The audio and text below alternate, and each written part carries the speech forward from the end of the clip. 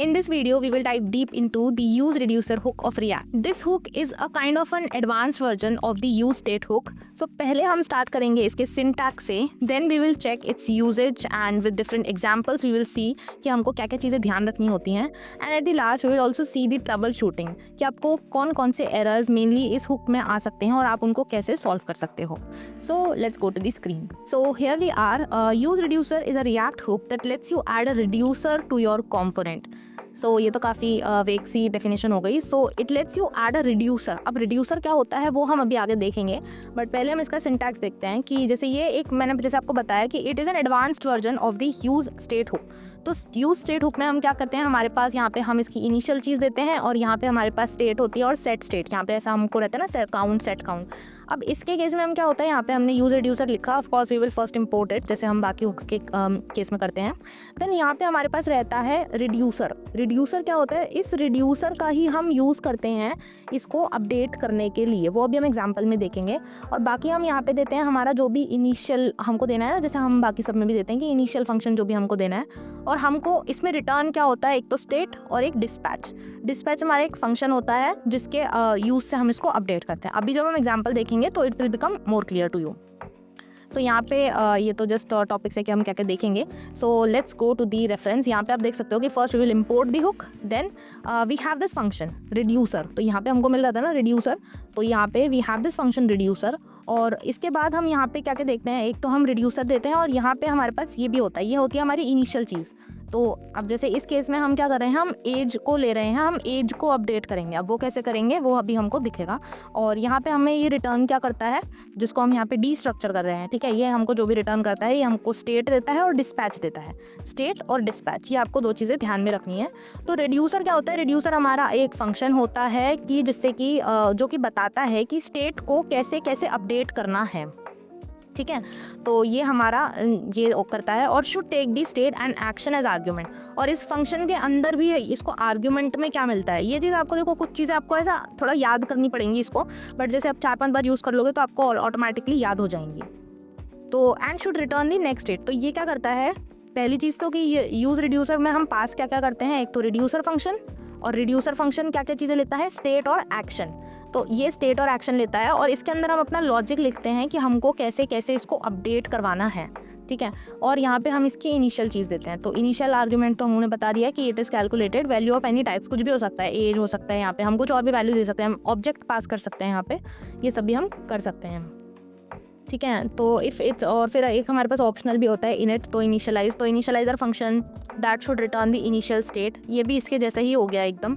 How the initial state is calculated from it depends on the next init argument. तो अब इसमें से या तो आप ये हम यूजुअली क्या कर देते हैं, इनिशियल आर्ग्यूमेंट हम दे देते हैं ना कई बार. ये जैसे हमने यहाँ पे इनिशियल आर्ग्यूमेंट दे दिया, फिर हमने ये इनिट फंक्शन नहीं दिया. अगर आप ये नहीं देते हो तो जो भी आपका रिजल्ट आता है ना वो ऑटोमेटिकली इसमें डाल देता है. तो आप इतना कॉम्प्लेक्स इसको ना करके आप अभी सिर्फ ये देखो कि आपको यूज़ रिड्यूसर के अंदर यहाँ पे क्या क्या देना है. पैरामीटर्स में इसके एक तो रिड्यूसर फंक्शन जाता है और एक आपकी इनिशियलाइज जो भी आप इनिशियल वैल्यू डालना चाहते हो वो. अब ये रिटर्न क्या करता है, करंट स्टेट, जिसको कि हम स्टेट बोलते हैं. यहाँ पे देखो, यहाँ पे हम डिस्ट्रक्चर कर रहे हैं. और दूसरा ये रिटर्न करता है डिस्पैच फंक्शन. यहाँ पे इधर रिड्यूसर फंक्शन था, इधर होता है डिस्पैच फंक्शन. डिस्पैच फंक्शन क्या करता है, that lets you update the state to a different value and trigger a re render. इस डिस्पैच फंक्शन के थ्रू हम इसको क्या करते हैं, स्टेट को अपडेट करते हैं. अब आप बोलोगे कि अभी तो हम बोल रहे थे कि रिड्यूसर फंक्शन अपडेट करवाता है. तो मेनली क्या होता है, डिस्पैच फंक्शन और रिड्यूसर दोनों ही पार्ट प्ले करते हैं. रिड्यूसर के अंदर हम अपना पूरा लॉजिक लिखते हैं. ठीक है, आप ऐसे मान लो इसको कि डिस्पैच फंक्शन एक तरीके से वेटर है. ठीक है, तो वेटर क्या करेगा, ये इंस्ट्रक्शन लेके जाता है हमारे बाकी लॉजिक से और फिर ये लेके जाता है यहाँ पे शेफ के पास. रिड्यूसर फंक्शन हमारा शेफ हो गया. रिड्यूसर फंक्शन के पास ये लेके जाता है और फिर रिड्यूसर फंक्शन बताता है कि जो भी डिस्पैच फंक्शन जो भी ऑर्डर लेकर आया होता है कि उसके बेस पे बताता है कि अब स्टेट क्या होगी. तो इस तरीके से ये दोनों ही रोल प्ले करते हैं. नेक्स्ट आ जाते हैं हम कि डिस्पैच फंक्शन यहाँ पे इसका बता रखा है कि किस तरीके से. तो देखो यहाँ पे आपने सपोज कोई भी बटन है आपका, तो अभी जैसे मैंने बताया कि डिस्पैच फंक्शन क्या करेगा, वो जस्ट इंस्ट्रक्शन लेके जाता है. तो डिस्पैच फंक्शन में आपने कोई भी ऐसा बटन लगा रखा था और उस बटन के क्लिक पे आपको ये इसको अपडेट करना था, तो आप क्या करोगे, डिस्पैच फंक्शन के अंदर आप ऐसे टाइप दे दोगे. ठीक है, ज़्यादातर इसमें यही होता है कि हम टाइप और वैल्यू ऐसा इसमें दे देते हैं. तो ये आपने टाइप दे दिया और इंक्रीमेंट एज, ये आपने बोल दिया इसको कि इंक्रीमेंट एज. अब डिस्पैच फंक्शन खुद कुछ नहीं करेगा, अब वो जाएगा रिड्यूसर फंक्शन के पास अभी हम देखते हैं पूरा एग्जांपल देखते हैं इसका। तो देखो यहाँ पे यूज़ रिड्यूसर, फिर यहाँ पे हमने किया, यहाँ पे हमारा रिड्यूसर फंक्शन, यहाँ पे हमारा कंपोनेंट, और कंपोनेंट के अंदर हमने ये स्टेट, डिस्पैच और यूज़ रिड्यूसर ये हमने लगा दिया। अब क्या करा हमने, जब भी हमने इसको इंक्रीमेंट एज को करा तो वो क्या करेगा, वो जाएगा हैंडल क्लिक, इस पर क्लिक करते ये जाएगा हैंडल क्लिक पे, ये कॉल होगा। और इसमें हम क्या दे रहे हैं, डिस्पैच। हमने इस फंक्शन को यूज़ करा, जो भी हमने यहाँ पे लिखा था ना, देखो यहाँ पे डिस्पैच लिखा था, ये हमने फंक्शन करा। इसके अंदर हम क्या लिख रहे हैं, टाइप। इसको हम सिर्फ इंस्ट्रक्शन बताएंगे और कुछ लॉजिक नहीं बताएंगे। तो इसमें हमने इसको बता दिया कि भाई इंक्रीमेंटेड एज, ठीक है। अब ये क्या करेगा, ये जाएगा डिस्पैच फंक्शन, ये बटन के ऑन क्लिक पे हमने लगा दिया कि देखो dispatch function type is incremented as. अब ये जाएगा रिड्यूसर फंक्शन के पास, ये देखो ये रहा हमारा रिड्यूसर फंक्शन, ठीक है। रिड्यूसर फंक्शन के अंदर हम चेक करेंगे कि देखो रिड्यूसर फंक्शन के अंदर जब डिस्पैच जाता है ना, तो उसमें वो एक्शन, उसको बोलते हैं एक्शन। तो अब हम यहाँ पे लॉजिक लिखेंगे कि देखो भाई रिड्यूसर फंक्शन डिसाइड करेगा। तो अब रिड्यूसर फंक्शन ने अपने पहले से एक रूल बुक बना रखी है और उसके अंदर ही वो लिख देता है, ठीक है, कि क्या क्या उसको करना है। तो देखो इसके रूल बुक में इसने क्या लिख रखा है कि जितने भी शेफ्स, जितने भी जो वेटर्स होंगे, अगर वो एक्शन डॉट टाइप लेकर आते हैं इंक्रीमेंटेड एज, तो रिटर्न कर देना एज को, मतलब जो स्टेट होगी ना, एज क्या हो जाएगी हमारी, स्टेट डॉट एज +1, ठीक है। तो यानी कि ये इसको तुम अपडेट कर देना और एज हो जाएगी हमारी state dot age +1। Otherwise error दे देना अगर ये ना हो पाए। अब इसमें तो सिर्फ इंक्रीमेंटेड एज था, बट कई बार हमारे पास बहुत सारे केसेस होते हैं तो उसमें हम अलग अलग लिखते हैं। तो इस केस में जैसे हमने क्या करा कि इसने हम बता दिया कि भाई एज को +1 कर देना। अब आप बोलोगे ये एज कहाँ से आई है, सही है, तो एज ही हमने यहाँ पे दे रखी थी ना, ऐसे एज इनिशियल वैल्यू में, तो इस वाली कोई एज को हम बोल रहे हैं कि एज की वैल्यू कर देना। और हमेशा आप ध्यान रखना, ये रिड्यूसर फंक्शन को ना हमेशा रिटर्न करवाना होता है, जैसे यहाँ पे रिटर्न करवा रहा है ना, ऐसे इसको हमेशा वैल्यू को रिटर्न करवानी होती है। जैसे एज की वैल्यू को ये रिटर्न करवा रहा है, क्योंकि यहाँ पे हमने एज की वैल्यू इनिशियल वैल्यू दी थी ना, तो इनिशियल वैल्यू में ही तो हम अपडेट करेंगे ना, जैसे बाकियों में हम करते थे। अभी हम और थोड़ा इसका कॉम्प्लेक्स एग्जाम्पल भी देखेंगे, बट ये थोड़ा आपको बेसिक बताने के लिए कि रिड्यूसर फंक्शन हमेशा वही फॉर्मेट, वही चीज़ रिटर्न करवाएगा जो हमने इनिशियल वैल्यू में दी थी। तो पहले हम दे रहे थे एज 42, हमने इनिशियल दी थी।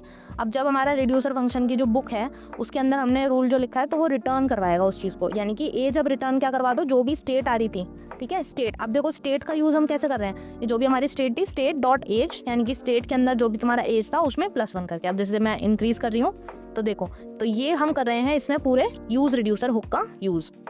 तो ठीक है, अब देखो यूज़ रिड्यूसर बिल्कुल सेम है यूज़ स्टेट की तरह, बट क्या होता है कि यूज़ स्टेट में आपको एक एक करके करने पड़ते हैं, आपने अलग अलग स्टेट ली, ऐसा करके आप कर रहे हो। बट यहाँ पे आपके लिए थोड़ा इजी हो जाता है क्योंकि डिस्पैच फंक्शन है, तो ये आपके लॉजिक को थोड़ा वो बना देता है कि सिंप्लीफाई कर देता है कि देखो डिस्पैच को आप सीधा सीधा बताओ कि भाई ये करना है, और जो रिड्यूसर फंक्शन है उसके अंदर आप पूरा लॉजिक लिख दो, आप अपने सारे रूल्स लिख दो कि देखो डिस्पैच फंक्शन अगर हमारा ये लेकर आ रहा है तो ये चेंज करना, वो लेकर आ रहा है तो वो चेंज करना, तो उस तरीके से आप उसको कर दो। अब यहाँ पे फिर बता रखा है कि आपको लिखना कैसे है रिड्यूसर फंक्शन को। तो रिड्यूसर फंक्शन के अंदर आपकी दो चीज़ें रहती हैं, एक चीज़ तो स्टेट से आप, जैसे हमने यहाँ पे किया था ना स्टेट डॉट एज, ये तो आपकी इसलिए रहती है ताकि आपको अभी वाली वैल्यू पता चल पाए, ठीक है, क्योंकि उसी में तो आप चेंज करोगे ना। दूसरी रहती है आपकी एक्शन क्या होता है, वही चीज़ जो आपका डिस्पैच फंक्शन लेकर आ रहा था ना टाइप में, उसको बोलते हैं हम एक्शन। देखो जैसे यहाँ पे था इंक्रीमेंट एज, तो एक्शन डॉट टाइप हमने डिस्पैच फंक्शन के अंदर लिखा था ना, एक ऑब्जेक्ट वो करली ब्रेसेस लगा के कि टाइप इज इक्वल, टाइप के बाद फिर हमने वो लगाया था। तो जैसे मैं अभी दिखा देती हूँ, ये देखो हमने यहाँ पे लिखा था ना टाइप, तो ये वही टाइप है, तो यहाँ पे हम एक्शन डॉट टाइप। अब यहाँ पे क्या हुआ, देखो बहुत सारे जब आपके पास केसेस होते हैं तो आप ये स्विच स्टेटमेंट यूज़ कर सकते हो कि अगर एक्शन टाइप में आपने लिख दिया कि अगर केस, मतलब अगर एक्शन डॉट टाइप जो है वो इंक्रीमेंट एज है तो रिटर्न ये वाली चीज़ कर दो, अदरवाइज रिटर्न ये वाली चीज़ कर दो। अब देखो इस वाले केस में इन्होंने नेम भी लिया है, तो यानी कि इनिशियल लेवल पे जैसे ये यहाँ पे ऑब्जेक्ट पूरा नेम एज ऐसे सब कुछ ले रहे थे, तो आपको हर बार इसको करना पड़ेगा। जैसे यहाँ पे ये हर बार कर रहे हैं ना रिटर्न, अब यहाँ पे हमने क्योंकि 2 वैल्यू पास करी तो इसलिए अब आपको यहाँ पे भी ऐसा 2 वैल्यू ही भेजनी पड़ेंगी, क्योंकि आपको हर बार ये पूरा जो भी आप इनिशियलाइज कर रहे हो ना आपको पूरा भेजना पड़ता है। तो अब आप ऐसे नहीं कर सकते सिर्फ एज को अपडेट कर दो, इसको सेम रखो, ऐसे नहीं करते। देखो तभी हम यहाँ पे भी नेम भेज रहे हैं, फिर यहाँ पे भी हम भी भेज रहे हैं। अगर ये डिक्रीमेंट होता तो भी हम यहाँ पे नेम दोबारा भेजते और इसको -1 करते हैं। अब यहाँ पे इन्होंने बता रखा है the action type names are local to your component, so single interaction. तो देखो आप ये नहीं कर सकते कि यहाँ पे क्या कर दिया आपने, don't mutate an object in state like this. आप इस तरीके से ना इसको म्यूटेट नहीं कर सकते। म्यूटेट का मतलब देखो कि आप ना यहाँ पे हम क्या कर रहे हैं, हम पूरा ऑब्जेक्ट नया क्रिएट कर रहे हैं, रिटर्न कर रहे हैं हम नेम और वैल्यू, एज और वैल्यू। म्यूटेट का मतलब होता है कि आपने सीधा क्या कर दिया कि जो आपके पास ये आ रहा था ना स्टेट, तो स्टेट डॉट एज आपने सोचा कि सीधा मुझे इसी को तो एज को ही तो अपडेट करना है, तो स्टेट डॉट एज को मैंने क्या कर दिया स्टेट डॉट एज +1। ये आप नहीं कर सकते, इसका मतलब होता है म्यूटेट करना। म्यूटेट मतलब उसको चेंज करना, तो यहाँ पे आप इस तरीके से चेंज नहीं कर सकते, आपको रिटर्न करवानी पड़ेगी ऐसे पूरा बना के, इस तरीके से नहीं बना सकते आप, ठीक है। और फिर इंस्टेंट देखो जैसे यहाँ पे देख रखा है ना, तो अगर आपके पास बहुत सारी वैल्यूज़ हैं तो आप ये करो, आप इसको डीस्ट्रक्चर कर दो। जैसे जितनी भी स्टेट के अंदर वैल्यूज़ हैं वो सारी ले लो और उसमें जो भी एज वाली वैल्यू है उसको इतना अपडेट कर दो। तो ये सबसे बेस्ट तरीका होता है, यही हम हमेशा करते हैं कि हम हमेशा न्यू ऑब्जेक्ट देते हैं और जो भी हम बाकी वैल्यूज़ होती हैं उनको हम इस तरीके से डीस्ट्रक्चर कर देते हैं कि भाई बाकी जितनी वैल्यूज़ हैं उन सबको ऐसे ले लो और इस वाली वैल्यू को ऐसे अपडेट कर दो। फिर यहाँ पे हमारे कुछ एग्जांपल दे रखे हैं कि यहाँ पे एक फॉर्म है, तो देखो यहाँ पे जस्ट हमने नेम एज चेंज नेम कर रखा है। वही एग्जांपल जो भी हमने देखा कि देखो यहाँ पे हैंडल बटन क्लिक, ये जो भी बटन क्लिक है इस पर क्लिक करेंगे तो डिस्पैच फंक्शन में हम टाइप भेज रहे हैं इंक्रीमेंट एज।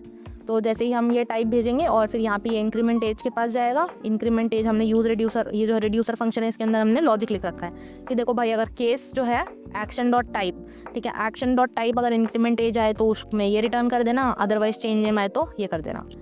ये अभी हमने देखा ही था पूरा एग्जाम्पल। फिर ये एक टू डू लिस्ट का भी एक एग्जाम्पल दे रखा है जिसमें कि हमारे टास्क हैं। तो यहाँ पे हमारे ये टास्क दे रखे हैं और यहाँ पे डिफरेंट ऐसे चेकलिस्ट दे रखी है, तो यहाँ पे हम इसको ऐड कर सकते हैं टास्क को। In this example the reducer manage the array of task, की array needs to be updated without mutation. तो देखो ये पूरा, अब इसमें मैं कुछ भी ऐड कर रही हूँ ना, ऐड टास्क, देखो नया टास्क ऐड हो गया। तो इसमें हम पूरा एक बार लॉजिक देखते हैं इसका कि पहले ये क्या कर रहा है, टास्क लिस्ट, ये थोड़ा बड़ा हो गया बट मेन तो देखो यहाँ पे क्या हो रहा है, रिड्यूसर फंक्शन जो था टास्क रिड्यूसर, देखो इसने नाम दे रखा है। इसका नाम आप कुछ भी दे सकते हो, जहाँ पे देखो इसने दे रखा होगा यूज़ रिड्यूसर के अंदर इसने टास्क रिड्यूसर। तो जो भी आप बस नाम ये ध्यान रखो कि जो नाम यहाँ पे यूज़ कर रहे हो ना वही वहाँ पे यूज़ करो।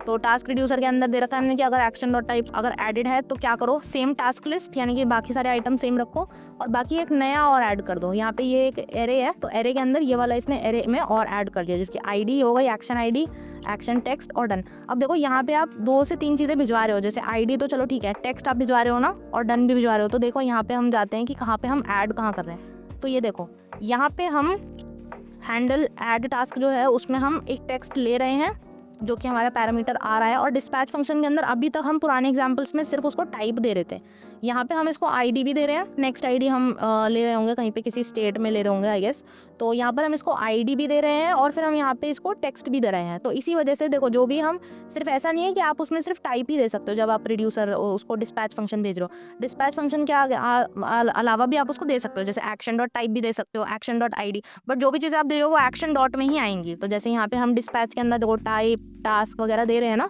तो हम वहाँ पे उसको ले सकते हैं। नेक्स्ट आ गया writing concise update logic with Immer, ये अभी के लिए रहने देते हैं। फिर आ जाते हैं avoiding recreating the initial state.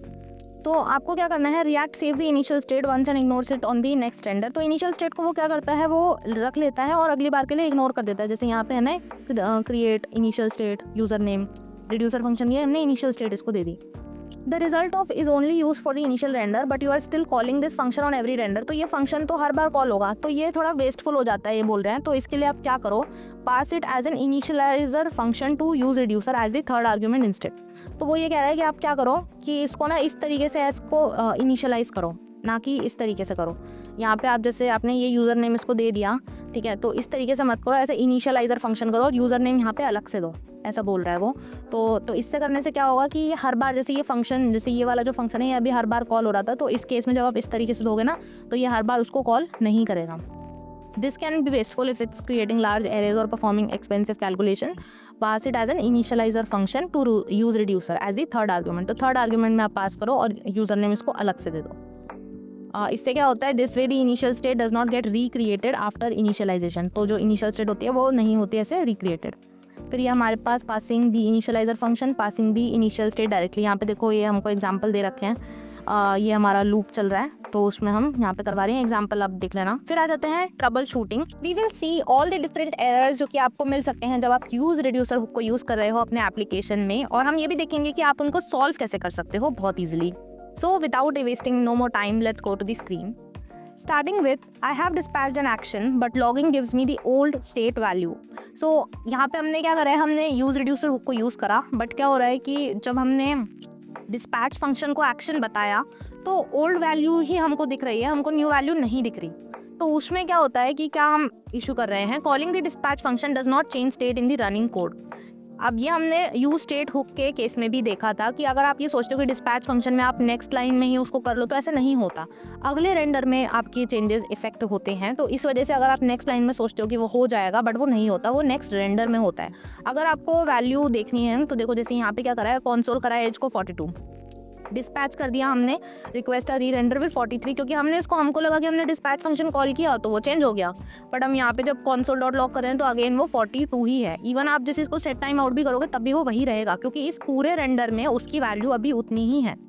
क्योंकि देखो हमने पढ़ा था स्टेट के केस में भी कि वो स्नैपशॉट की तरह बिहेव करती हैं। तो अगर आपको ये चीज़ करनी है तो इसके लिए या तो एक एग्जांपल होता है कि आप किसी अलग वेरिएबल में इस वैल्यू को स्टोर करो, जो भी आपकी ये वाली वैल्यू है, फिर आप उसको अपडेट करो और फिर उसके बाद आप उसको यूज़ करो। देखो but this is because state behaves like a snapshot.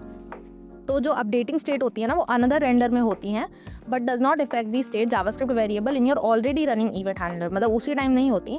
If you need to guess the next state value you can calculate it manually. तो इस तरीके से आपको क्या करना पड़ेगा, जैसे आपने डिस्पैच में से एक्शन दे दिया, फिर नेक्स्ट स्टेट में जैसे यहाँ पे आप क्या करो, आप उसको किसी वेरिएबल में स्टोर करो और फिर उस वेरिएबल की वैल्यू को आप देख सकते हो कि देखो यहाँ पे console.log करा तो स्टेट की वैल्यू और नेक्स्ट स्टेट की वैल्यू। अगर आप इसको वेरिएबल में स्टोर करोगे तो आप चेंजेस को देख पाओगे, बट वैसे आप नहीं देख सकते।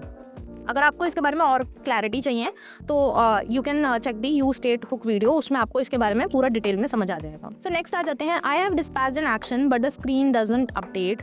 सो इसमें क्या हो रहा है कि वो कह रहा है कि डिस्पैच कर दिया एक्शन को लेकिन स्क्रीन अपडेट नहीं हो रही है। तो ये क्यों होता है, क्योंकि जो भी if the next state is equal to the previous state as determined by objective comparison, तो क्या होता है तो अपडेट नहीं होती। जैसे यहाँ पे इंक्रीमेंट एज है तो यहाँ पे आपको इस तरीके से इसको म्यूटेट नहीं करना, ये हमने देखा था अभी जो हमारा पूरा डिटेल्ड वीडियो है उसमें हमने ये देखा था कि हम इस तरीके से उसको अपडेट नहीं कर सकते। आपको हर बार पूरा ऑब्जेक्ट ही रिटर्न करना पड़ता है, एग्जिस्ट नहीं, उसको आप म्यूटेट नहीं कर सकते। So React ignore the update. To fix this आपको क्या करना पड़ेगा, देखो आपको पूरा भेजना पड़ेगा वापस से। तो इसमें आप स्टेट को पूरे को डाल दोगे और फिर उसके बाद जिसको भी आपको अपडेट करना है वो आप मेंशन करोगे सेपरेटली।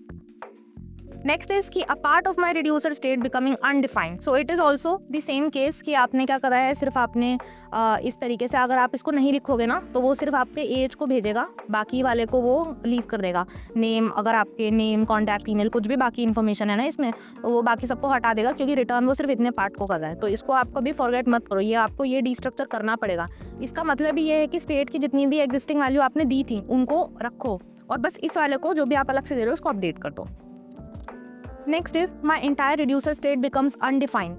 तो ये केस तब होता है जब आप क्या करते हो, if your state unexpectedly becomes undefined you are likely forgetting the return statement. देखो यहाँ पे आपने केस लिखा, आपने लॉजिक लिख दिया, बट रिड्यूसर फंक्शन का काम ही रिटर्न करवाना होता है जो कि आप चाहते हो कि आपकी स्टेट अपडेट हो। तो अगर आप इसमें रिटर्न नहीं करवाओगे ना तो इस केस में आपका इस तरीके से होगा। आप इसको करने के लिए ना, जैसे आप इन सिचुएशंस को अवॉइड करने के लिए हमेशा ये एरर वाली स्टेटमेंट भी लिखो कि आपका एरर आपको पता चल जाए, ठीक है। तो यहाँ पे आपको रिटर्न हमेशा करवाना होता है। आप अगर आप फॉरगेट कर जाओगे ना, भूल जाओगे इसको रिटर्न को करवाना, तो वो आपका अनडिफाइंड आएगा पूरा।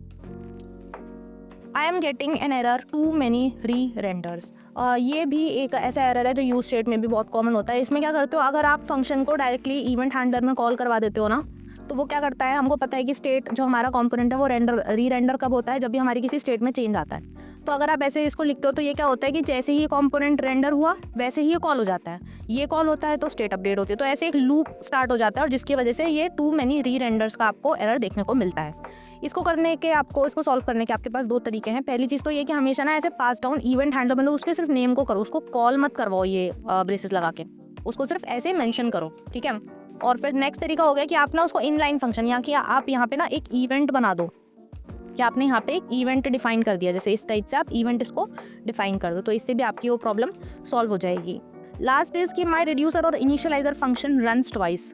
तो ये तो बहुत कॉमन सा एरर है। ये क्या होता है, क्योंकि हम जब भी रिएक्ट को हमारा बाय डिफ़ॉल्ट स्ट्रिक्ट मोड में होता है तो वो हर बार क्या करता है, हर फंक्शन को 2 बार रन करता है। तो इसमें आपको कुछ प्रॉब्लम नहीं है ऐसा करने की। अगर आप इसको सही सॉल्व करना चाहते हो तो आप क्या कर सकते हो कि उसको हटा दो, जैसे स्ट्रिक्ट मोड को हटा दो। अदरवाइज़ यहाँ पे दे रखा है कि वो इस चीज़ को चेक करने के लिए करता है कि सपोज़ आप कोई ऐसी चीज़ तो नहीं कर रहे जो रिएक्ट के रूल्स के, मतलब रिएक्ट के परफॉर्मेंस ऑप्टिमाइजेशन के अगेंस्ट है, तो इसलिए वो 2 बार रन करता है उसको। इसको सही करने के लिए आप उसको स्ट्रिक्ट मोड से बस हटा सकते हो। So that's it for this video. Thank you so much for watching.